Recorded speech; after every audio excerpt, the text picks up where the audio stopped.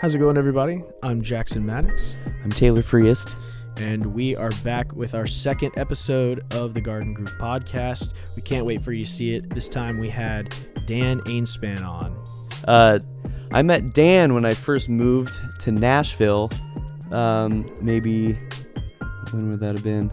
Early 2021. I reached out over Instagram and we got pizza, and then we've been friends ever since. And he's a cool person to become friends with because through him you meet his friends, and I've been able to kind of network through him and get opportunities from him. And you can find him on Instagram as Dan Ainspan Drums. You can check out his website too, where you can see a lot of examples of his session work and some live videos as well. Without further ado, here's Dan Ainspan. Well, Dan, you just got off the road. I did get off the road. Are you tired? I'm rested caught now? up on sleep a little bit. Yeah. Thanks we postponed this interview because I was working off of literally 3 hours. I was in figured. Florida. Yeah. And it wasn't that late of a night. I mean, it sort of was by the time we got back to the Airbnb. Yeah. But then the flight coming back to Nashville was it left at 6 a.m. Jeez. So, I had to get there early, and then, yeah. But it worked out. I would rather be back early than have the whole day to recuperate, recoup and do stuff. Yeah, especially on a Sunday. At least it gets you ready for Monday. Yeah. Say who you were playing with again? I was playing with this pop artist out of Nashville, Brooke Alexx. Mm-hmm. She is super fun, and she's got a pretty big following. She's kind of made a name for herself, but definitely through content. Yeah. Whether it be TikTok, Instagram. Do you know which one is bigger? Like, which is the bigger following? For her, that's a good question. I think she has 173,000 followers on Instagram. Okay. I don't know about TikTok. Okay. But I feel like TikTok, it's more about the few videos that go viral versus follower count. Mm-hmm. Yeah. I don't know. Instagram, I guess similar, but I think people on Instagram just look at the one number. How many followers, and that's it. Yeah, it's like they look for the blue check mark, Right. I feel like TikTok will kind of put somebody in your face a couple of times before you let me look at their profile and see who this is. Because I don't know. I think when you're on TikTok, you go into that sort of mind-numbing doom scroll mode where you're just kind of scrolling through, and then if you see something that catches your eye enough, whereas Instagram is I don't know, there might be just a bit more, people are a little bit more follow oriented in that. Yeah. It's kind of true. Also, it's such a networky kind of thing now. TikTok or Instagram? Instagram. I mean, TikTok 100%. Is well, that's how we met. Yeah. It was on Instagram. The amount of Instagram DMs that have led to coffee and Yeah. I don't know anybody that's met someone on TikTok. No. I mean, it happens, I'm sure, but yeah, that's a good point. I've gotten so many gigs through Instagram. Yeah, just posting shit. DM, all that. Oh yeah. Yeah, it is a really cool platform in that way. And it just feels different when you're on it too. Mm-hmm. It feels a little more maybe engagement driven also, but maybe easier to have a brand on it. TikTok just feels you feel gross. Yeah, exactly. When you come out of it. Yeah. And you have this haze when you get out of it. That's was an hour? Yeah. You just dumped that time down the drain. Yeah. That's such a good this thing where you think you are getting smarter because you'll get every 10 videos you'll get some scientist saying something about infinity. Mm-hmm. I fucking learned something. And then it's back to cat videos, and then an hour later, and you're just I actually got dumber. Yeah. Shit. It's not good. For every interesting, universe fact that I learn about, the distance between galaxies and stuff, there's probably 10 videos where I learn a bunch of useless information. Yeah. And I don't even need to know the distance between I mean, honestly, it doesn't really help me right now. Yes, you do. It's not really helping me in my day-to-day. It probably finds a way to help with your left-hand technique. Very loosely. A tighter but it all left-hand adds lead, up. You're practicing. It all adds up. Yeah. Rudiments via TikTok. It's all connected. Yeah. It's all connected. So how'd you find How'd you get the gig, the Brooke gig? How did I get the gig?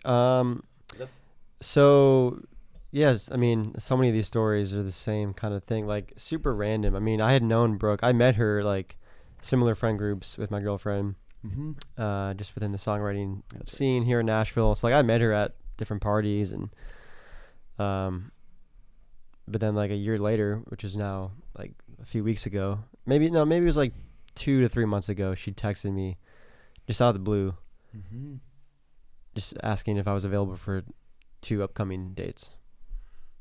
And so I jumped on that. I was like, yep, I'd love to. And then we kind of hashed out some of the details. She asked if I had a guitar player. So that was the cool thing is like, you know, for a lot of artists, especially in Nashville, like they just have a bunch of musicians, you know, that they had like their call sheet, their call list. So just, you know, for these specific gigs, she needed both. So I was able to kind of hand pick who I wanted to play with, somebody that was a good guitar player, but in this case also like was really a whiz at sound production, Ableton, because I knew it was going to be an Ableton Tracks gig. So yeah, it all worked out. Got Willie Sinclair is his artist name. He's also an artist and producer here in Nashville. And we crushed it. We had three good shows back-to-back weekends. That's dope. Yeah. So we'll see where it goes. Yeah. That's really, really cool. Taylor told me that you were like across the street from the new Sphere thing. Yeah, yep. So the Vegas show was at the festival grounds. Yeah. So it's outside. And yeah, the Sphere is just right in the distance. Wow. Is it really like lit up like that on the outside? I keep seeing those videos. I'm like, that's got to be AI. That can't the smiley be real. face is there. Yeah. It's nuts. All there. Yeah. It was kind of weird. I didn't know about that thing until like the day it opened, and then all of a sudden they're like, "Oh, the Vegas Sphere," and I was like, "They've been building this thing the whole time." I know, right? Yeah, it's like such a huge project. I had not heard one word about it until it was like U2 is there. And, like, well, so it was the video of U2 playing there, and it starts out. It's like a ski mountain. It looks like. And then you're like, "Oh, that's cool! Like a nice like panoramic in Colorado view. That must be." Yeah, and then you see like more heads, and then U2 is playing at the bottom. What? How did U2 get that gig, by the way? Like they get the first everything. They got they're annoyed. They put their music on our iPods, and no one asked for that. Like, so, you're done. Your time's over. I'm sorry. There's a theory about that actually. Your time is done. They've lost like $100 million so far. Yeah, I just saw that article came out recently. Yeah, and there's something. Yeah, they're already losing money on it. Yeah. And there's this like people have proposed this theory that everything U2 touches just gets ruined. Ever since they put the music on our phones against our will, it's just everything they've touched has crumbled. I'm never touching this app again. Right. Everyone got so mad at it. They never tried free music. The fact that they like forcibly put it on everyone's phone, I think, was the step too far there. And so they're like, well, they shouldn't have had U2 be the first band to like christen it, because that was the U2 curse. Well, I don't get it. Like they're not. I mean, sure, that people they have fans, they make good music, but like they're not. Are they relevant now? Do they have new music? Yeah, they haven't like. They're older. Like they haven't had like a radio hit in like. I don't know why they would choose them. They still put out music, I think. Yeah, I don't know. I remember the first CD I ever had was a U2 CD, and it was there. How'd you get My it? mom is like a huge U2 was fan. Was it like delivered to you on your 16th birthday? No. This is 2004. It was How to Dismantle an Atomic Bomb. Good album, actually. Yeah. But that was the last album they put out that had like, I think any like Vertigo. That song Vertigo. Oh, that's is it Uno, Dos, Tres, Catorce? Yeah. It's like the opening line. Very memorable. That's the first album. But first lines of my album too. That's so weird. Really? Yeah. Wow. I don't know. Verbatim. Yeah. Verbatim. You sampled it. Fucking YouTube. So, as far as like playing across the street from the Sphere, what were the other 2 gigs like? Anything interesting? The other 2 shows were both college shows. Yeah. The one the day before Vegas was in Arkansas. It was at Harding University. Uh-huh. They were super accommodating. Like they were so happy that we were there. Nice. I think they handpicked Brooke to play that. Oh, cool. And it was sort of like a homecoming. It was just like a big event. They were celebrating the campus's like 100th year or something. So cool. She has a lot of loyal, like really engaged fans. So That's both cool. college shows was the same vibe. That's good. Mm-hmm. Yeah. Yeah, that's what you want. For sure. That's very cool. And then, we haven't even mentioned your podcast yet. Oh, yes. This whole time. Sure. You have like a podcast. I do. Also, yeah, me and Nathan Sletner, drummer in Nashville. We have the Nashville Drummers podcast, which you know all about. We had you on episode... Was I... No. 4? It was early. Yeah, it was one of those. Whoa. Maybe it was past 4. I think 3 was Jeffrey. I feel like I was a completely different human back then. That was we a were long all time ago. Yeah, like you look back at those videos, like we all look different.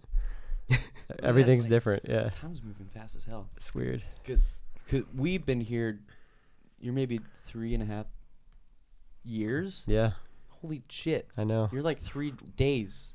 You're 3 days. What are you? I've lived here 3 times, so... Wait, what? Well, I was here. I mean, I was here for a summer for an internship in 2017, and then I lived here for like 7 months.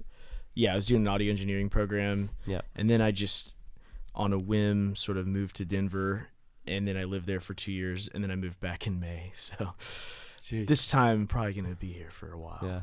Probably not going to bounce off to another city. It's a different kind of time scale. Yeah. Yeah, for sure. So really have, I guess, collectively only lived here. Across 6 years, I've lived here for like 1 and some change. Yeah. So it's a good time. Yeah, You like it here? I love it here. Yeah. Same. That's why I keep coming back. I left because I was all intimidated after getting out of audio engineering school. And then I realized why people actually choose to live here after trying it in a different city. Yeah. And I was like, well, I guess I can't beat them, join them. So I should probably go back. Yeah. But it's been great. It's been awesome. Well, we're glad you're here. I'm glad to be here. It's been a long road. Yep. So Yeah, it always is. yeah. And Windy. So when you moved here, you started the podcast how long after you moved? It was right when we met. So when was that? It was just about, because you were just talking about it. It was August of 2021 was our first episode. So it was about a year after I moved here. Yeah. Yeah. Yeah, because I remember, you were like, there's this thing called Buzzsprout. Like, I think Sounds that's about how right. we get it up. I'm not Yeah, quite yeah. sure Yeah, yet. yeah. Yeah, I Is mean, it like an editing software? Nate and I had That's how you never upload it. started a podcast, so it was just completely DIY. Yeah. You guys probably feel the same. Like, that's so much fun having something like that you own that you don't have to. You could, you kind of learn, you fail on the way, and that's how you grow, and you don't have to answer to anybody. Yeah, So it's cool to have your own now we thing. just put out the 40th episode. Everything's improved. We got some sponsors. The video quality's so much better. I mean, content is getting better. We get, getting more downloads and followers, and it's been cool to see that growth awesome. for sure. What did you do to improve it? Kind of selfish purposes, but also I think. Yeah, it's a well, good thing for you people you to kind of you have to get it off the ground. So I mean, we didn't have 4K cameras initially. Yeah. Maybe the lighting wasn't ideal. What did you have? What were your cameras? I had a Canon T6i. Okay. So still decent, 1080p I believe was the highest quality. But just one angle. And then over time, eventually we got. So now we have 3. No, we have 2. I want to have 3. No, I need 4, but You probably need 5. yeah. I mean, at that point, why not a 6? Yeah. But At least. we have a camera, basically for kind of like what you have here, different angles, 4K, and putting out a lot more content. Yeah. I mean, actually, we were doing content from day one, so the content has, I guess, it's evolved, but it's not like we were never doing content. It's just gotten better. Yeah. Yeah. So I've refined the editing process, the captions, making things on brand, all that kind of stuff. Yeah. It's a shit ton of work. It is, yeah. We were just talking about that. It Yeah. was yesterday. Yeah, you guys know firsthand. Some people think, a podcast, and it can be pretty simple if you don't want to have video and if you don't want it to be as good as it could be. But people think you just hit record, and audio, and then it's all of a sudden it's blowing up and you're famous and you have sponsors. No, it's a whole business. You gotta each part of that. There's so much work involved. Yeah. Absolutely. From getting guests, if it's a guest-based interview, from getting the gear, all the angles, the lighting, and then even once you edit, editing is its own thing. The worst. And then marketing. Yeah. Just because it's out there doesn't mean people are gonna know about it and listen to it. Yeah. Then you gotta keep reminding them to listen to it. Is your marketing just I know it's not. Is it just posting reels or? Because you do local events too. You're doing more than that. I mean, we're trying to just do everything that we can that makes sense for the brand. So yeah, we're trying to get on. I don't think we've have we hosted events? I don't think so. I mean, we've. Well, so yeah, the drum off. The drummer duel. Like we've been really just partnering with other events, kind of already happening. We'd love to. I mean, we've talked about having our own events at some point. Yeah. Like we hopped on the drum shed, 615 sheds with Jake over at Drumbox. That was pretty sweet. Yeah. I mean, stuff like that is great. Yeah. So it all comes back to marketing, essentially. I mean. Yeah. You know, it's good to be out there in the community and. Yeah. Spreading your message, meeting people. But yeah, it's a lot of Instagram. I'd say Instagram is definitely our go-to platform. Yeah. Yeah, so I'll cut up, episode into different clips, all the good nuggets of sound bites that happen every episode. Usually about 5 to 7 clips. Trying to do more. It's because 5 to 7. That's maybe 4 to 6, but it does depend on the guest. Sometimes it's just not as much moments that I deem post-worthy, that you have deemed. Yeah, that sounded very like the overlord made the cut. has decided it shall be 4 posts. You do not get a 5th. Yeah. So are you using is it all manual, or are you using any sort of program that helps out a little bit with finding those clippable moments? Selfishly, we're getting another selfish. Yeah, selfishly. Yeah. I'm I just see wondering. where this podcast is going. Yeah, we're just gleaning ideas off other people. You know what? I don't even need to talk. Just like put me out and just put me on the table. Extract my we were brain. just bringing you in to and, figure out how to make our podcast better. Love it. I love talking about them. Yeah, right. Jeez. Well, okay. It's basically a little bit of both. Checks to see if it's recording. Yeah, right. We are. So, I mean.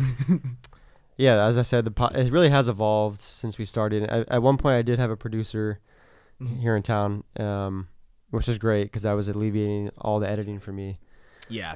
But, and he was great, nothing bad about him. But financially, it was like, I realized we were never really going to make any money or cut back on our expenses. Right.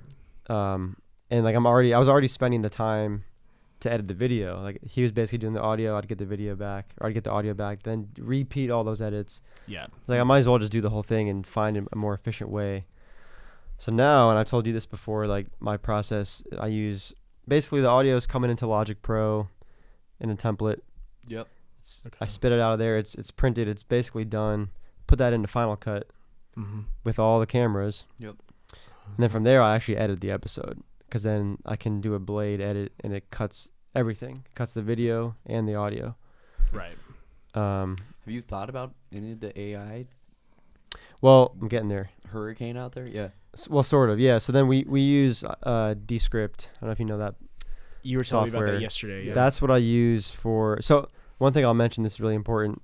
While I'm editing the actual content in Final Cut, I'll have the Apple Notes up and I'll make notes of the key moments, the sound bites that I'm already hearing. It's like that's going to be a clip. That's a good I write down the stamp. keywords. I write down loosely the chapters because we put in chapter markers for every episode. Good. So then once it goes into Descript, because for those that don't know about what Descript is, it's basically it takes it's AI powered, I believe, and it takes your video content and it makes a transcription. It makes basically a Word document. So then instead of doing video editing in a complex, user interface, essentially you can like edit a Word document the same way you would like backspace or highlight a word, cut, and then that actually under the hood is actually editing video and audio. It's super powerful. Which is huge. It's crazy. Yeah. Yeah, because usually you don't have the words. So what that enables you to do is because then you could Control F, and I'm talking really nerdy because you guys are here and you guys understand it, but you could. Because I have already written down those keywords, and now because it's in a Word document, I don't have to worry about timestamps. I can just search for the words that I've already written down. So, can't you cut out space in between words too? Yeah, you can do all that kind of stuff. Too long. Yeah, you could. There's like global settings if you could, which I don't do because I think that's a little risky. And sometimes you want to have some natural space. Yeah. But but you can like predefine how long you want that space to be. Yep. Right. Yeah. You could say like, hey, if there's 3 seconds of space throughout this entire episode, delete it or cut it down to 1 second. That's huge because for me, in DaVinci, which you need to be in, 'cause that's just better. Wow. Okay. Well, we have to sit down and The software Yeah. wars rage on. I know. Ableton, Pro Tools, DaVinci, Descript. But only one is free Yeah. and Yeah, has somehow. better color correction in it. Yeah. but- Oh, dude. Well. Anyway. Yeah. Most of my editing is just editing out space. Okay. That shit Yeah. takes long. Well, so the Descript I then use for the captions. That's what Yeah. I use for the final clips that you see. Gotcha. So I mean, it's I don't know. It sounds like a lot, but it's pretty. I found it to be pretty efficient and streamlined for me. Yeah. Like if I was hiring somebody else, they probably wouldn't do all that, or they'd probably have their own method. Yeah. Well, yeah, you've gotten But- so good at it that you're offering it as a service here at Garden Group. I guess I am. Yeah, I guess. If We have anyone's no bites on it yeah, yet, yeah. but I'd love to do that for other. Yeah, that's the thing. I I've guess been spend so much pitching it. time for You do. myself that I would love to help other people with that kind of stuff. people need Cause help. it's actually that's the funnest. Is that a They word? do. The most What? fun I have with the podcast is doing the clips. Really? And obviously the interviews, but like the clips is to me. Just making them or like Well, I mean, making them is still work, but putting Yeah. them out is super Right. rewarding because like then you see, especially like this last one with Vincent Williams Yeah. is doing really really well, and it's just cool. Like it's just like, you know, it's a proud moment for the guest, and then It's cool you, to like see. because we're tapping into their network, and then you see like people that we never heard of, and they're sharing the clips, and they're like, dude, like congrats, this is awesome. Yeah. And it's like finally like, and you know, all of that work is actually impacting. 100%. You know. It's But cool to you see. can like see it. I mean, it's even if we didn't have content, I'd still be proud of the interview, of course, too, and that's still impacting people. But you just don't get that return as much. yeah. You know, you can see it in terms of comments and Yeah. social media engagement and all that I'm stuff. starting to think it matters though, because like the quality of content on social media now is wild. Yeah. It's really fucking good. So like if you're not staying on top of it, depends on what you're putting out there. Like if you're putting out very helpful stuff, then maybe it doesn't need to be the highest quality, but if you can combine really good quality with really good helpful information, that's kind of huge. Yeah, you're right. It does depend. I think there is something sorry. to be said for like just starting and then like improving as you go a little bit. 100%. I feel like That's what we're that's Yep. yeah, you know, and like in my other world of real estate, like doing that thing, I just sort of hopped in there and started like kind of making videos from memory of like, so maybe I did learn something scrolling on TikTok because I like started making these videos and just kind of like had internalized how to like do stuff. But then I learned techniques as I went, and I started getting feedback from friends that are way savvier than I am about that kind of stuff. And I feel like that's kind of a cool thing, that you don't have to necessarily be all the way there with the equipment or the editing. Like if you can just start and then kind of, because you're not going to get 1 million views on your first video probably, so you don't have to worry about every single person you've ever met seeing it and roasting you behind your back about it. Well, it's like that. I want to transition into your drumming and like session drumming that you're doing, but that kind of is a segue because I mean I think of there's so many drummers that have, like, when they started out drumming, they learned a stupid little drum beat to AC/DC or some shit. Or mine was Daughtry. No way. What song? Over You. What? That's that a was good your song. first beat? Yeah. Daughtry. He's so From American good Idol? most of the time. Yeah. That guy? Yeah. Yeah. You know. He's got some bangers, dude. He's got some bangers. He really Yeah. does. Should have started running a long time ago. Oh, That's good, so yeah. good. That's just how it is. A long time ago. It's like Sorry. Creed. It was like Creed-like. Yeah. Yeah, it was like I think everything kind of stems from, like, if Creed is like the roots, and then there's like a giant tree of they vocalists. are the trunk yeah, of the musical tree. Yeah. Then there's Bach. Yeah. It all kind of goes back Creed to is- Creed, you know, that voice. Absolutely. You're here. But like, there's so many drummers start out like that. They learn some easy song, and then they record it on their freaking mom's flip phone. Looks horrible quality, and then little by little, eventually you download DaVinci, and you've even upgraded more. Or Fucking This guy. guy and his DaVinci. Just or- tell. Are you sponsored by DaVinci? no, Because We they have to can't be get making long money cuts, because we it's have free dark money software, so they coming in gotta from hire you. DaVinci. To, dark money. Listen, I think I Dark told you I money downloaded it with every intention to You- try it out, and it completely crashed. I you couldn't need- even do anything. Ooh, You I got all these scathing- errors. Scathing review. Who's the I deleted it immediately. I was like, Who's no, the- not dealing with this. like mentor figure and the Sword in the Stone? You need like a Merlin to someone that's gonna guide you through Yeah. DaVinci. I can be. Is that please? I can would be your welcome that. Merlin. Yeah. I'm almost done with my analogy. And then you keep getting better, Mhm. and then eventually, like you're getting session gigs. That was my. the end of my Yeah. analogy. Well, I mean, I could But- speak to that even before we talk about even like sessions. I mean, just like I was making drum videos in my parents' basement Yeah. since I could do that. Like Yeah. very, very, very early on. Well, you had the sorry to interrupt. Yeah. But you had the Tears of Joy thing. You Yeah. did that 1 year post, like Yeah. where you working on it. Yeah, exactly. And I think I put in that post, like, I'm so glad I have been recording myself these years because it's super gratifying to see, Yeah. literally see that progress of like, similar to the podcast. Like you can see the quality upgrade, the lighting, like just recording everything. My playing, of Yeah. course, first and foremost, my playing has gotten so much better. Yeah. But yeah, like, Part but of that song. if I was in middle school, I was like, well, I'm not going to put out a video until I'm in an $8,000 recording studio. And that, like, no, I would have no content. I would have nothing to I would have nothing, you know? So I agree. I mean, you have to start, but I would say start with as much prep, like get it to as close Yeah. as you can still. Try to be Like if you can get ready. 3 good mics, then get those. If you can Yeah. have good room treatment, do that. Sure. Yeah. Do what's feasible. That's not going to make it super delayed. What do they call it? But-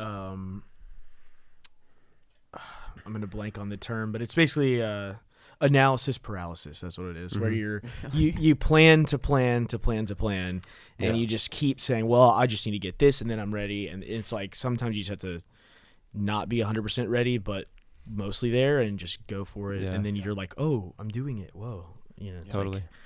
I'm sure your first drum videos were like camera, mic, audio. Oh yeah. No it was mics on the awful. kit. Yeah. Yeah. Totally. Yeah. Yeah. But I had such a blast doing those. I used to watch Slipknot drum covers, Yeah. and like I went back, like when I was in like 6th grade, I just watched, like I would try to find the guy that had the biggest, craziest kit covering a Slipknot song or like Yep. a Lamb of God song, and it's always a dude with like 15 toms and Yeah. 7 kick drums for some Yep. reason, and like 2 rides side by side. You're like, why does he even need that? Yeah. And you know, I went back and watched one of those videos one time, after I had recording knowledge. That guy was recording it with his phone audio, like Totally. with like a 17-piece kit and like 20 cymbals. Yeah. And as a kid, I was watching that going, this guy's so like professional. I've never seen it. And it's like a Motorola Razor recording the whole exactly. thing. Yeah. It's gotten way better. Yeah. You guys know Casey Cooper, Mm-mm. YouTube drummer? Okay. Same exact story. I mean, such an inspiration to drummers everywhere. But yeah, he started making drum covers in his basement, or I always say basement. It's actually never really someone's basement. It's just their Really? house or Mine was whatever. my basement. Was his? Fine for you, maybe it was. I think it was. I think it was in one his basement. bedroom. Yeah. I don't know. I've never been to his house. Really? No, I've never been. Neither way. But yeah, like he was one of the first YouTubers to be doing that, and it was like, yeah, I had the thought like, man, this is so professional. And now that I'm like, now I know what's going You know on. what It's you're like, looking at. yeah, I mean, it was definitely not amateur, but it was like very doable. Like he had Yeah. some basic gear and like, but you know, Have you he seen stood out because of his playing and his showmanship. Yep. And like the other stuff is kind of secondary, you know. Yeah.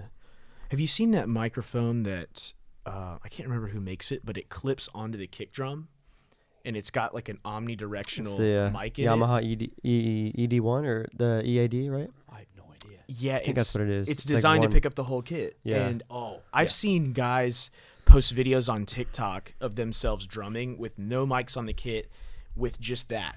And I mean, I can't lie, it sounds great. Yeah, like sound good. Just for those purposes, like maybe in a full band mix with you're trying to record a record, maybe that's gonna not pan out as good service spot, but it could be great as an effect. addition. And if you're trying to do videos of yourself drumming, I mean, there's those guys that get on TikTok at nighttime and they'll just play along to songs for like hours on end, and people are just giving them money. Yeah. You know, they're sending like the little emojis and stuff that cost money and to send Twitch and stuff, right? Yeah, they're like literally just raking in money. And some of these guys, that out. some of these guys don't even have proper recording setups. They've got like that microphone clipped onto their kick. Yeah, but it's funny because every comment still in those videos like, oh, what mic you're using, right? Yeah. So it's like, oh, how'd you get that sound? Yeah, dude? what's your what symbol is that? It's always like the gear. Yeah, it's like okay. Because if I have that, I kind of think that's a big part of the reason why people ask that. It's like if I have that, then I can sound like that. It is interesting. Yeah. That's why I asked the question in comment sections. Yeah. What mic do you have on the snare? I've never seen that before. I asked you that yesterday. Yeah. I was like, everybody on TikTok has this one snare drum mic. I can't figure out what it is. Oh my god, yeah, it's so. We all do it, yeah, to a degree. Who's the crazy guy? Ellis that- Sapario. Literally, maybe. He just plays really fast things and has a nose piercing. Yeah, it's him. I knew who you were talking about. He started out on that Yamaha whatever thing. Yeah. Yeah. And then now he's probably one of the most well-known drummers right now. Wow. Although I don't know his name, but pretty sure that's who it is. But he got famous because his thing was tilted towards like skill and less towards quality of content. Well, yeah, you gotta have. I mean, if your goal is to be like a viral thing, which is not everyone's goal, but like you gotta have some. Like, what's your thing? Yeah. You know, his thing was like, I'm gonna play super fast, or the cover guys do their covers, but like they each do it a little bit differently. Yeah. You know, what's your thing? What is my thing? I don't know. That's a good question. Because I come from the paper towel Dan. Yeah, I mean, I come from the cover world too, but I'm like, I don't know. Yeah. I've never tried to really be like, I'm not gonna be the next Casey Cooper, or you know, any of those guys. I do it because I enjoy it. I think it has to start there. Like, I'm not doing it for anybody else. Do I want my videos to get views and impact people? I mean, yes, of course. But I feel like you have you got a good sounding kit, which I think means a lot. So you have a lot of quality in that way. And then you're a solid drummer too. Like it's like, but your kit's really the best part of that. But I feel like saying a solid drummer is so like, I don't know, stock. But like, you have a very intentional playing. Yeah, is the way I kind of see it. But I got a question on that thanks. too, actually. Your gray box video, you had a gray box video. Yeah, that was sick. Thank you. Yeah, that's. I want to know what mics were used on that. Dude, setup, too. Yeah, I mean, you had that. You had that kick drum set up as a tom, which I've seen before, gong drum, but I've only ever seen it. Was it not an actual kick? It's just a. It's called a gong tom. drum. I mean, technically it's just a. It's a, what was it? 22 by 14 single-headed drum. That's awesome. Yeah, I mean, there's a lot of backstory to that performance that I did. It was that a them thing, or was that? Did you bring that? That was all me. Yeah, that was all a personal project. It wasn't for Pearl. I got asked that a lot. So basically, Todd Circumin, drummer for Styx, one of my idols. Yeah. Back in so I'll try to give the backstory briefly. He put out a piece. Well, you got time. We do. We have time, like baby. 4 hours, right? Yeah. No. But yeah. I'm just trying to scare you. Yeah. It's okay. He has like an instructional DVD. It's called Methods and Mechanics. I think it came out like 2007. Okay. Kind of typical, like, you know, DVD educational content, whatever. Yeah. I first saw that though. My drummer buddy in college, one late night, we were not the cool kids, so we weren't going out to the bars, and we were just like, "Hey, you want to go to the music room and watch this DVD?" I was like, "Okay, sure." And I already knew who Todd was. So I'm like, "Oh yeah, it's by Todd. Like, he's one of my favorite drummers. Definitely want to check it out." So we spent that night doing that, and in the DVD, he goes through some instrumental recordings, and one of the pieces was called "Tears of Joy," which is the track that I recorded. It's an instrumental piece by Jared Goodman, that he basically like had Jerry resend him the original, and then Todd composed his own drumming parts to it. Gotcha. Okay. In a very like drum focused way, so the drumming is super hard. Yeah. I mean, for background, the piece itself is in 13. Wow. 13/8 is the time signature. And yeah, Todd's playing. I fell in love with the piece. It's like the most musical expression that I've experienced. I mean, because Todd's a rock drummer. He hits super loud. He has to with sticks. But for this piece, like, it kind of has everything. It has super loud parts. It has the gong drum. It has plenty of cymbals. But yet there's a beautiful interlude of just super dynamic ghost note, almost jazz. So anyway, I just fell in love with the piece. And I was like, I need to learn this at some point. Like, this is gonna be my life's work. And yeah, fast forward to, I moved to Indiana and started to, after college, it was kind of always like the project I had to do. I mean, I never had a ton of free time to do it. Obviously, I was working. That wasn't like a full-time job to learn that piece. Wouldn't that be something though? 8 hours a day. Yeah. If I was getting paid. No, so like, I was just always kind of learning it, and then, just, fast forward to now, I hunkered down this past summer and learned it note for note, more or less. Wow. Basically like 99%, because I had the transcription in that DVD. It's through Hudson Music. Wow. Which the transcription is like 99% too. Props to Brad Schluter. I do not envy that job. He's the guy that transcribed it, and I think you only have the video to base off of. So I mean, I can't believe he even attempted to transcribe it, because it's. And we're complaining about editing podcasts. Yeah. This guy had to transcribe. It's hard to do. It takes a long time. So yeah, I learned the 13/8. I can't even count that high. I don't know how. I don't even know how that works. Yeah, I mean, it was. Yeah. Anyway, it was. That's awesome. I can give you any of the specs about the gray box. So like, I wanted to actually like record it professionally. Yeah. If I'm gonna spend this much time to learn this piece that no one even knows about, I'm gonna like go all in. I'm gonna have it. I'm gonna pay to have it professionally recorded in a studio with the right gear and video, and just kind of balls to the wall. I had someone mix it, and couldn't be happier with it. I mean, it's just awesome. It's just so it looked so great. cool. I'll just show you the video. It's cool. Super happy with it. I've seen clips of it on Instagram. Your clips are reaching people.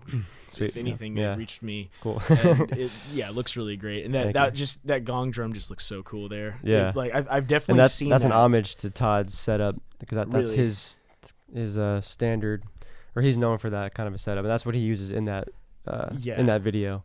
So I didn't quite get it. I mean, he has like double kick, and he has a ton more toms, a lot more cymbals. So I didn't get it exactly that, because I just don't own that many that many drums. How long have you had that gong drum close. Before?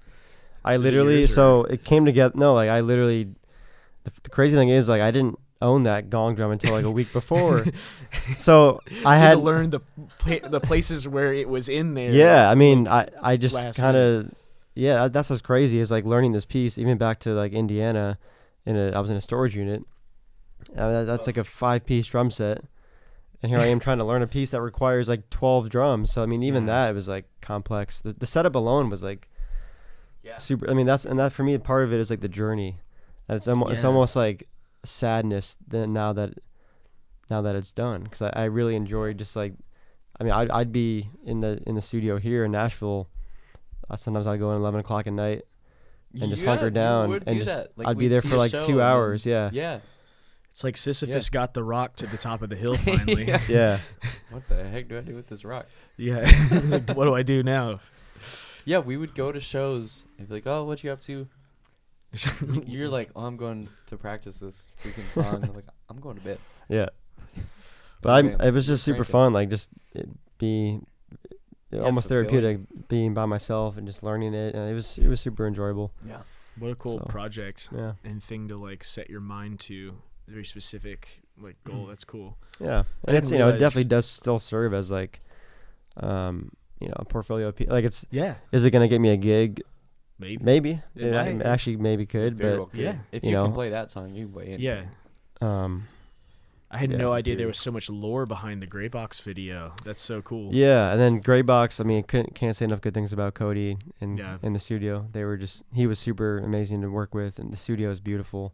Yeah, I want to go check it out spot. sometime. The space is wild. Yeah, it looks really, really cool. Well, like, he's got all the outboard gear in there. He's got a vocal room. He has a bathroom.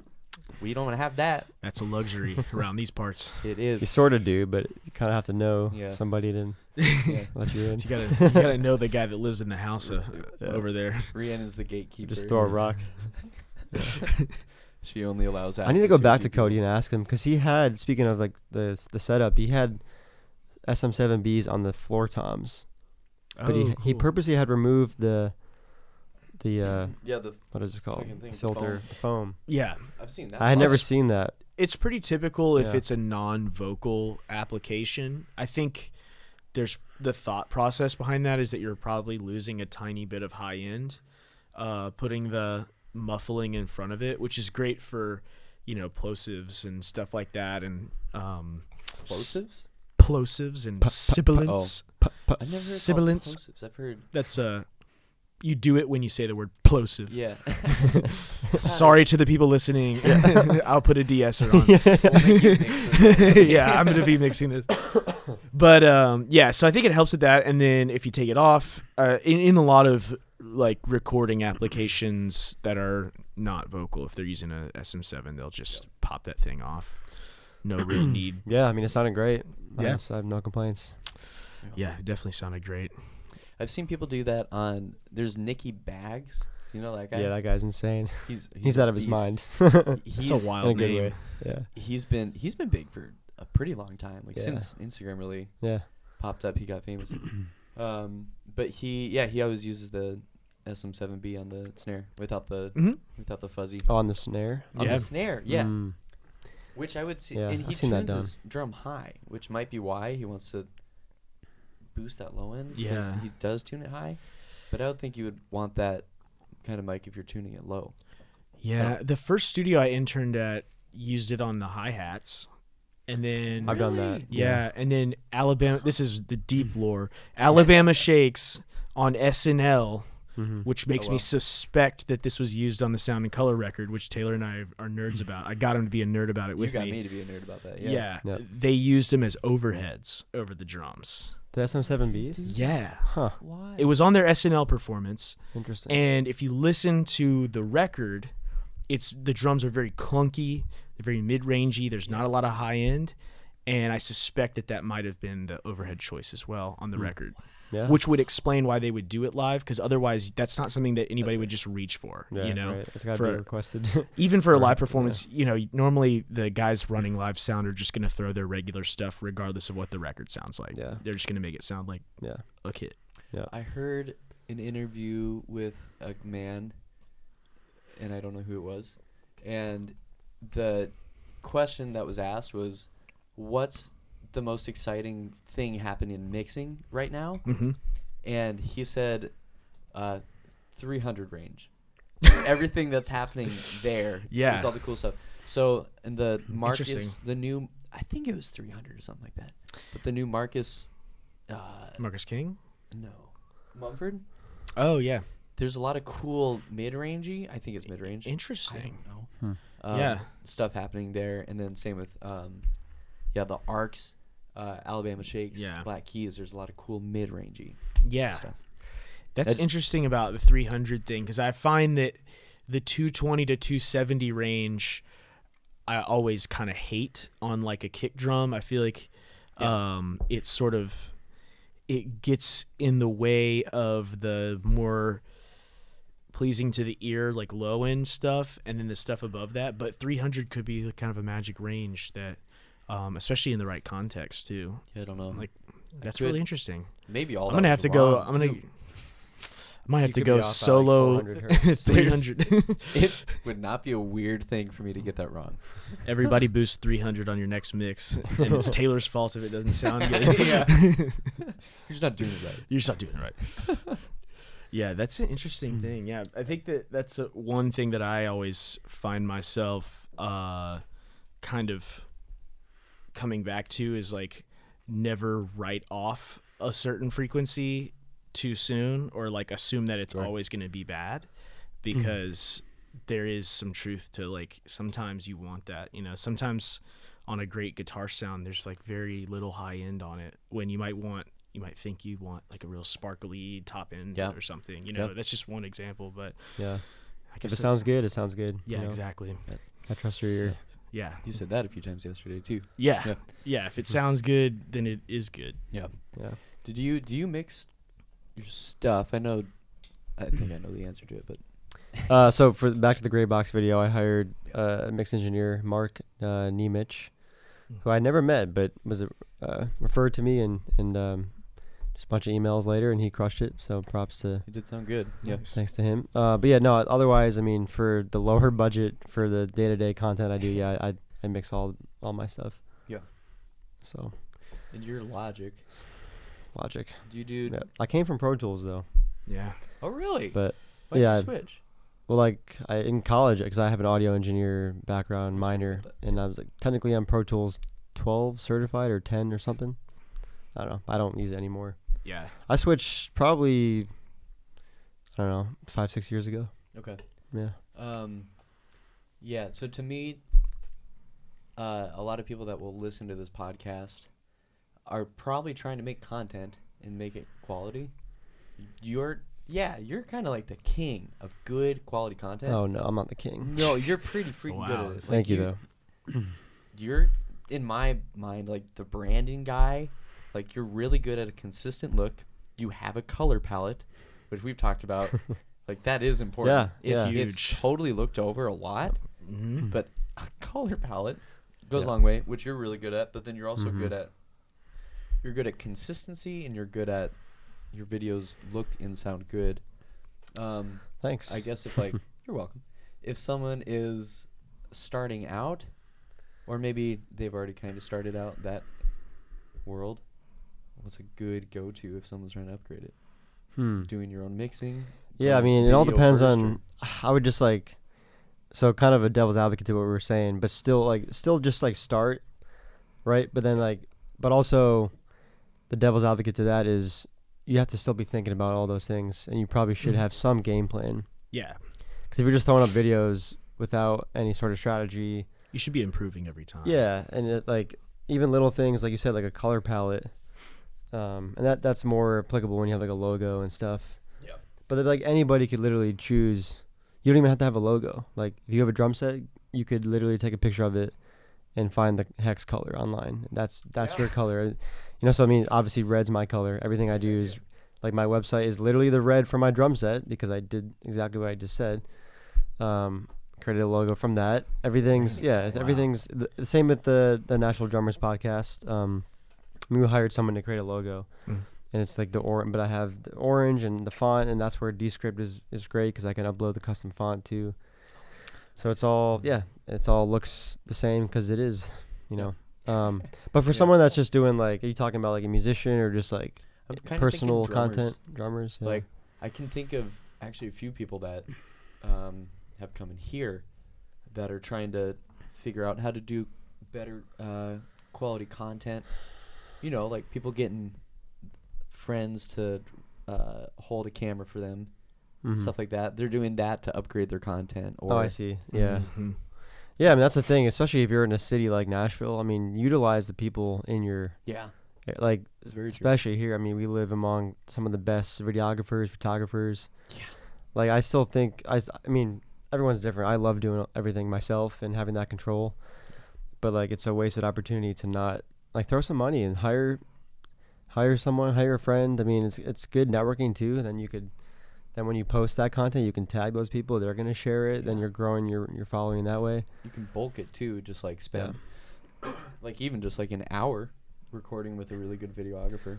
Yeah. It doesn't have to be you know, too see what expensive. works. I mean, I would experiment with, it seems like the back to drummers, since you mentioned it, like the kind of the influencers are the guys that have stuck out. Again, they seem to have like their thing, you know. Yeah, And that could be as I was very fortunate to see Justin Scott. He gave a clinic at Forks. Jay Scott drummer, you know him? bald guy, Is Oh, short hair. I know who I you're don't think he's talking bald. about. tall guy. I think I follow him. I don't yeah. think. Well, he might be tall. Jazz guy. Sure. Yeah, look him up. And the funny thing is, every single post, his caption is a drum emoji. That's it. It's like he doesn't need to say anything, which is awesome. And there's a certain swag, and that could be a whole podcast about captions. But like, there is a certain level of swag that plays into that. Yeah. But he's a killer drummer. But anyway, in his clinic, he talked a lot about social media, and he mentioned like, I think he got asked a similar question that you're asking me, like for people getting started, how can they upgrade? And he made a good point of like the simplest thing of just having like a different camera angle that maybe you don't see elsewhere online. Like how can you stand out in this flood of stuff, you know? Unique angle. Or it could be I've done multiple angles, and that's definitely not as common. Yeah. So yeah, there's a lot of things you could do. Yeah. The way you mix the drums, you know, just depends. Yeah, when I met with Carter McLean, yep. We talked about social media a lot, and his thing is playing simple. Like that's kind of, he's just like, no need for flashing lights or anything, just like 2 and 4 with good sounding drums. Like, let that be your thing. I think it all comes back to what you want out of it. If you're trying to make content, like why are you doing that? And we've talked about this a bunch, you know, like, okay, if you want to get a big country gig, then great, then start posting, do some country drum covers. You know, I mean, that's pretty, like, if you're going to try to get hired doing something, then you should be putting out content of you doing the thing at a different level maybe, but like there needs to be that social proof. Yeah. You know? I think a really important thing to go along with that, something you kind of mentioned, is like go make friends, like go meet people. And because like having the content is great, and having that as a reference point, like you were talking about getting a big gig, right? The best way that you can like really ensure that happens is like going out and being around live people and meeting them, and like, and having that content as your calling card, as your business card, so to speak. Yeah. 100%. Just meet people and like become friends with as many people as you possibly can, and don't expect anything in return, but just do it, and then before you know it, you'll be like collaborating with people in ways that you didn't foresee. I think there's something to that, but I also think there, like you need your circles, like you need your tight circle. Yeah. Since knowing you, I mean, you two are like in the tight circle. We're in like the circle. For me, like you two are kind of like some of my closest people here. Yeah. I've probably gotten more from you guys than, I think that's true, than people in my secondary circle, if you will. Yeah. I'm thinking of like Jeff, who we know, Atomy. I don't see him too often, so he's in like one of the outer circles.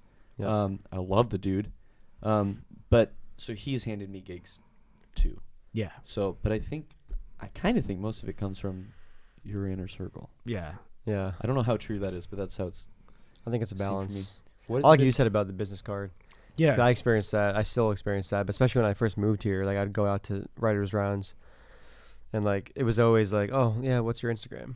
Yeah. And then it'd be like, I would literally watch someone, which is kind of a weird phenomenon. Like I'd watch somebody like look me up online while I'm there in front of you, like you're judging me in real time. Yeah. Like you didn't tap a like. Oh my god.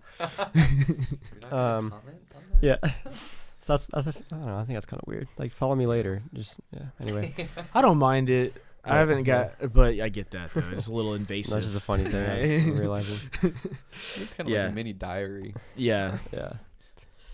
Yeah, I think it gets even weirder when they do click on one of your pictures in front of you. Like, just hit follow, man. Yeah. Like, you can stalk me later. I was gonna bring up something. Another advice I have is to diversify that content. So like, say you've upgraded, you've got like maybe a template that works. It's getting some good engagement.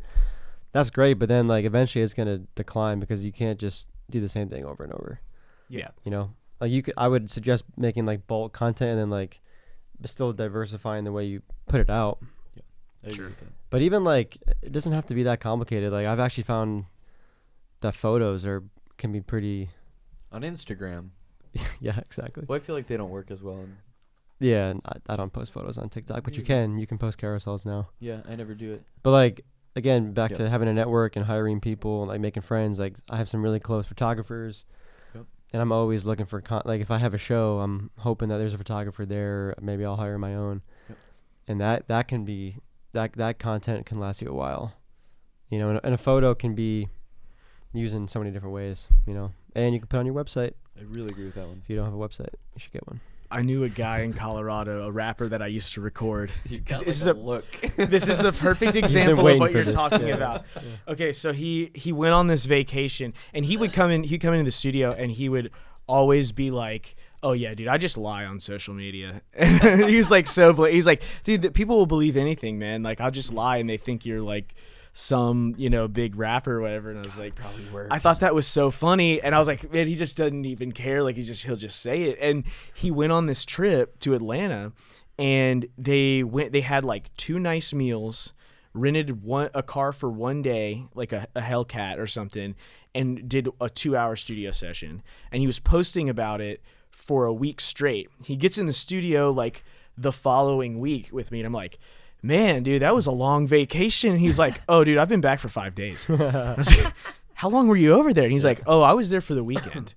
I was like, I thought you were there for legit like a week or like 8 days. Like he was posting stuff from it the whole time, and I bought it hook, line, and sinker. He's like, I told you I lie on social media. And I was like, I'm not encouraging that. I just thought it was funny though. Like, I mean, it's like the perception is reality, I guess. Totally. You don't necessarily have to mislead people, but you can you can stretch something a long way. Yeah. Or like you were saying, like, oh, like they look like a big gig, and I was like, oh, it maybe looked like it, but it looks. It turned out wasn't.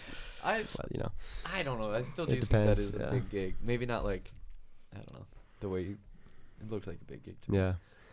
Yeah, she's got a big following. You can define that. For me, it was like the Vegas gig was the biggest venue I've ever played. Yeah. So that was cool. That was a cool little win there. But I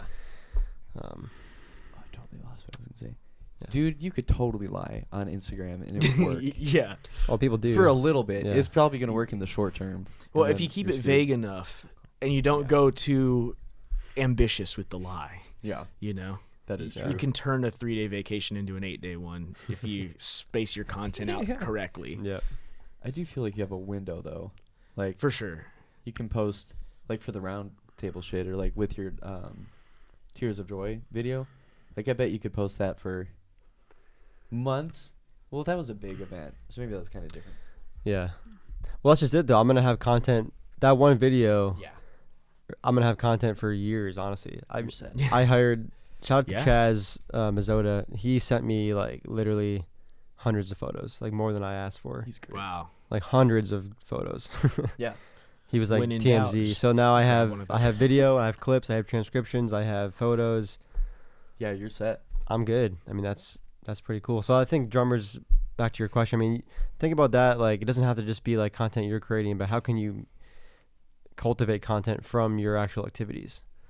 Right. I love that. You're at a writer's round playing cajon, throw up a camera, that could be content. Get a few good pictures. Yeah. Especially if you're playing on the full kit, it's probably easier and better. But you know, Mike, I'm gonna say the name Mike Johnson so many times. I don't know if you know who that is. He's not gonna mind. Mike Johnson. So he got Mike'sLessons.com. Oh, yeah. I know who you're I feel like about. anytime we're on a podcast, I snap. Yeah. So he got big on YouTube as a drum teacher. Yeah. But he was like one of the first people to teach on YouTube. So he kind of got big. He's like Marty because he was one of the first. He's totally like Marty. You know what's his last? Sorry to derail that. S? Marty. Schwartz.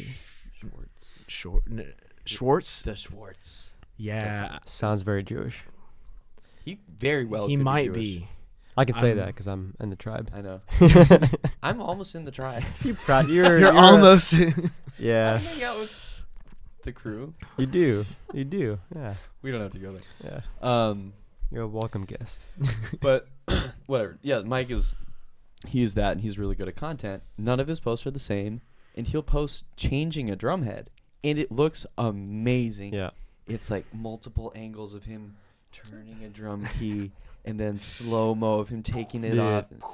That's like back to our discussion about brand. Like anything he touches, you know what you're gonna get from him. Like he could be videotaping him like getting a paper towel roll, and it would be like super aesthetic, high def. Like, but it's that's like Mike. Yeah, but it's like what you were saying, and probably why you do content the way you do, is because you know what to expect if you get a drum track back from you, because they know what your quality is. So like, if someone's looking at your videos, they'll hear like, oh, that's how good the drums sound. Like if you want video, that's how good the video is gonna look. So they can already know what to expect. Yeah, if you're selling like a software, a good marketer will give the potential customer a quick look at what the software is going to be. I mean, that's what you're doing too. Yeah, and like the use cases. Quick look. Yeah. I think that's a good point. Mm-hmm. It's like here's my use case. Here's what I'm doing. Yeah. This could be suited for you, maybe not, but it could be. I think that's very true. Yeah. I never thought about it that way. Another term that gets thrown around in the real estate world a lot is providing value. Yeah. It's provide value, and then people will, because you've already given them something, they want to utilize your services further, and then they might pay you some money for that. Yeah. After you've provided them a little nugget of something. Yeah, there's a guy I saw when I was scrolling this morning. He's like, the quality isn't very good, but it's like Ableton breakdowns, like synthesizers and shit. Yeah. And yeah, the quality's not good, but in every video I learned something. Mm-hmm. It's like, oh, like you can, whatever. Wait, Get is this it new plugin? Is it the guy I don't on know. TikTok? Okay, I don't know who it is. Well, there's a studio to stage guy. Mm-hmm. You know him. Yeah. This guy didn't have a lot of followers, I don't think. There's a guy on TikTok that runs, I think it's Logic. He runs Logic off of a like 1998 like TV, like a TV you would have in your game room growing up, like, you know, really thick and like like grainy screen, and he just like makes these videos of him creating patches and stuff in Logic, but his thing is like he's not using like a fancy monitor. He's using like, I don't even know honestly how he connects his MacBook to this thing. Yeah. Like I don't know how are it's you physically actually doing this? Yeah, like I don't know how. And it's perfect. I mean, it's such a, and it kind of goes with the sound of what he's doing, which is he does like sort of lo-fi, synthy sort of stuff, and it's like that TV looks like the music that he's making, and it's branding. It's you immediately know who you're looking at because it's the guy that uses the 20-year-old TV to run Logic somehow. Yeah, exactly. There's the guy Mark Looping. Mark Loop, come on. In Nashville? Yep. Yeah. Sibelius. It's not Sibelius. He's dope. Yeah, that guy is crazy. I only just found him like pretty recently, like the last few months, when he was doing those videos with John Truman.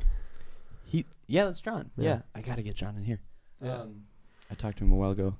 He's playing with Patrick Droney. Yeah, he's like, I love Patrick. Huge gig. Yeah. Yeah, Patrick was like, I figured out about him before I moved here. Yeah. I have a very important question. I'm ready. We need to know your best Nashville food take. Oh God! You have your thing. Sorry. My thing. It's I've done all. I think we've run through all of them, but more naturally and conversationally. Okay. But that is the one thing I have to hit a screeching halt on the conversation and pivot towards. We need these plugs. We need these plugs, and we need that. And I'm always collecting new food spots, because one thing that I think is never really talked about in like the wider world about Nashville is everybody thinks Music City. It's got great food. There's really, really good food in this city. Yeah. And I love highlighting that because I love trying new places. And I feel like everybody that I talk to has a spot that I've never heard of that they're like, you got to try this thing. Yeah. It's so good. So is there anything that comes to mind? Yeah, I mean, we're here in East Nashville. I live in East also. My big thing the past few years has been coffee shops. So, do you drink coffee? Yeah. I mean, I can still tell you my food spots, but lately I've been when I work remote, I'll hop around some different places. So lately I've been going to All People. All People, yeah. Yeah, it's not as well known, I'd say. It's in East Nashville. I think I've driven by it, but I've never been. Yeah. Yeah. Great vibes there. They have really good food. Some breakfast egg and cheese sandwiches and bagels, if you're into that. Mm-hmm. Good coffee. But then I live. Well, actually, you can cut this. I'm not gonna say where I live, but yeah. Give us your street number. Also in East would be Living Waters Brewery and Coffee. That's one of my faves. Living Waters. So Living Waters. Okay, I haven't been there. It's a brewery and a coffee shop. Oh, yeah, we gotta go. They have we started to gotta add check that food. out. They have some food trucks on the weekends. Okay. Elegy right down the street. Same idea. You're a big coffee shop guy. Yeah, big coffee guy, I guess, somehow. I wasn't always a coffee drinker. Really? I don't do the hot chicken. I can't really.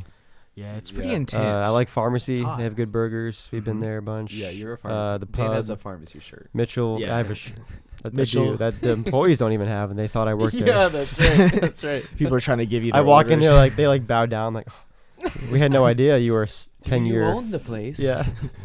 I March should've of leaned into 22, we stayed open because of this guy. that. Yeah, exactly. Yeah. I got us through the pandemic. Yeah, Pharmacy is great. It's been a long time since I've eaten there. I need to Pharmacy's circle back. bomb. I haven't Yeah, been there in a bit. yeah, it's good. Yeah, it's pretty good. And then I heard you mention. I mentioned- Mitchell. Yeah, Mitchell's Deli, the pub. When in doubt. Yep. I'm so surprised. The pub I right don't want to next. influence your Am I missing your something obvious? answer. I thought you were gonna say a pizza place. Well, I didn't get to pizza. Yeah. Yeah. Okay. Yeah. 5 Points Pizza. I like. Mhm. Anytime I see Dan, he's like, "Oh yeah, I was just at 5 Points." But yeah, do you want to hang out? I feel like that doesn't happen that often. It's happened more than a handful. You're of putting me in times. this box, which is a good box to be in. It's a pretty accurate box. It is well labeled. There's some. I've been on the West Side lately for different reasons, rehearsals. Mhm. There's some really good food on the West Side. Mhm. I forget the names. West End Deli, right? Is that what it's called? I There's another really good. What's that? The other pizza place? Till 5? Blank on the name. No. It's the other like New York style Okay. spot. I don't know. I lived on the West Side for like a few months, and it was interesting. There was a few spots over there that I liked. Like, no, I can't remember their names. I would know them if you said them. Mm-hmm. Yeah, Those are all good. Yeah, 5 Points, Mitchell. That covers a lot of the bases right there. That's burgers, sandwiches, and pizza, Yeah. and coffee. There's So. some pretty good sushi spots too. Mhm. Koi is one of my favorite spots. I might go there after this. Yeah, dude. Some Thai, some sushi. Yeah. We need a conveyor belt sushi place in East. In East, Yeah, because we have them in Nashville. It'd be Yep. nice if we had one like Wait, really. conveyor belt? What do you mean? I never You heard ever- that. You've never seen like sushi? Or- yeah, it's like the it's like a belt that like takes sushi down the line. It's all you can eat, and you just like take the sushi off. You pay like $20, $25. Can you take me there? Yeah, there's one in Franklin. I think it's called I've never Sushi heard of that. Train. Oh my Yeah. god, sushi train. Sushi Train, and it's been, just but yeah, I've never been either, but it's like it's on the bucket list. Yeah, that sounds amazing. I feel like that makes the sushi pay for itself because sushi is a little bit pricey, and it's like Mm-hmm. you can sit there and just eat as much as Yeah. you want. if you get to see a little choo-choo, Yeah, process, and that's it's great. coming For the by, and you kids. can kind it's for the kids. of. Is that all your questions, or did you have one more? I think you asked it like my normal last question. I think you asked earlier, but I can say it again because maybe there's like a better like zoomed out answer for it, which is what advice, if any, would you give to someone who wants to do what you're doing? Which we've Well- gone over a lot of that Oh, for yeah, this, but yeah, if you Well, have like a yeah. I mean, what I'm doing something is broad, Yeah, I guess let's say it's hard to drumming. even define what I'm doing because I have a whole other career at working in the industry. Right. I work over at Pearl Drums, so that's a big part of it too. Yeah. Sorry. I guess Why don't we hone in on drumming? just the music let's- side of it. Yeah. Because I know people personally that are drummers that would like to move to Nashville that are like, I'm terrified. I've heard there's a lot of work out there, but I don't know where I would even start or how I Yeah. would do that. I mean, it's funny. I'm year 3 for me. I still feel like I'm a newbie and like I'm not where I want to be yet. The past few weekends I've gotten some cooler gigs and I'm grateful for that. But I'm still like, I feel like I'm on the up. Yeah. You know? Which is cool. Like, and you never want to be like just settling or you've started. Stuck. Yeah, but going with but like when I first got here, I mean, advice would be, as we've been talking about, like go out. It's all about community. Yeah. You know, you got to go out and meet people. You can't just rely on content and Instagram. Yeah. You got to like figure out like what you want to do. If you want to be on a big country gig, if you want to be on a pop gig, maybe you want to have a combination. Maybe you want to do sessions. I'm still trying to do more session work. It's been a slower thing for me. Trying to balance that with everything else I'm doing, but just meet people. Like this town especially is super welcoming and forthcoming. Like anybody for the most part that's successful will get coffee with you. Yeah. And kind of you can pick their brain. And just be patient, I would say, because it does take time and it's very, very easy, especially with social media, to have that imposter syndrome. Because you're gonna have friends that I've experienced it. You have friends and new friends that move here and like, and that they've kind of already hit their big gig, or they've hit a level that maybe it's taken you 5 years and you're still not at that level yet. Yeah. And they've already got it, and it's a lot of luck involved and who you know and circumstances. Yep. Yeah. So don't be discouraged by that, because you also don't know their story. True. You know, for them that could have been their 10-year mark. Yeah. You know, you don't know what's going on, but you gotta stick with it. Run your race. Exactly. Yeah. Yeah. Yeah, we know some people that like very much deserved what came their way. Thinking of Ethan. Yeah, it's so cool seeing like he's not playing with Trey Lewis. I think if I were to choose anybody to get Ethan Harp, if I were to choose anybody to like get the gig, it'd be Ethan. Yeah, I love that dude. He deserves him that. And Jeffrey. I mean, all these guys, super good dudes. It's been cool seeing their own. And then, yeah, to that point, like celebrate those wins with your friends. It's not just about you, you know. 'Cause a lot of times, like a lot of the gigs you'll get are by referrals. So if you're a loner and you don't have if you don't have a tight knit friend group, it doesn't have to be like besties, but just like people that you can talk to and hang out with and have like your back. Sure. That's another actual way to get gigs. Yeah. You know? It's natural. So you're not alone. Yep. Absolutely. I like that. Well, Dan, thank you so much for coming on. I think we're gonna do a little bit of jamming. But it's been super fun. I'm honored. I will say, I just want to say on the mic. Yeah. I'm super proud of this guy for opening up this space. This has been a long time coming. This is like an incredible facility, and I can't wait to see what comes out of here with the podcast, with what you guys are building here, and clinics and everything. It's pretty awesome. It's inspiring too. So baby steps. Let's go. Baby steps. One foot in front of the other. Yeah. Appreciate you. You have anything you want to plug? Anything? We give you your ad block right here. Yeah, I mean, so you can check out Nashville Drummers Podcast wherever you listen to podcasts. We're on Instagram, TikTok, Apple, Spotify, all that jazz. And then if you want to get in touch with me for any drumming needs, I'm just Dan Ainspan Drums, pretty much on every platform: YouTube, Instagram, Facebook, TikTok, and DanAinspandrums.com. Thanks, guys.